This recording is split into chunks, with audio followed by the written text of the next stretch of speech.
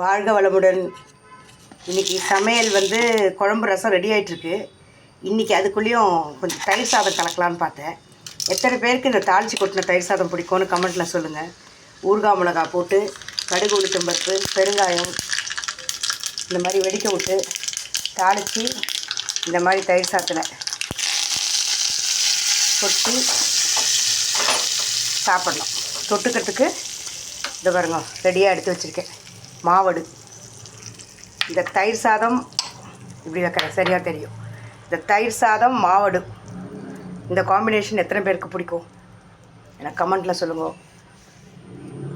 எதுவுமே வேண்டாம், I am a curd rice lover அப்படின்றவா நிறைய பேர் இருப்பாள். அந்த மாதிரி இருக்கிறவங்க சொல்லலாம். பிடிக்காதவங்க நோ ப்ராப்ளம். இதை பாருங்கள், இந்த தயிர் சாதத்தை இப்படி ஒரு ஊறுகாய் மிளகாயை வச்சு ஒரு ஊறுகாய் மிளகாய் தான் போட்டிருக்கேன். தயிர் சாதம் வித் மாவடு. இந்த காம்பினேஷன் எத்தனை பேருக்கு பிடிக்கும்னு எனக்கு தெரியல. பிடிச்சவா கமெண்ட் பண்ணுங்க. பிடிக்காதவளுக்கு நான் பின்னாடியே ரைஸ் பண்ணுறேன்,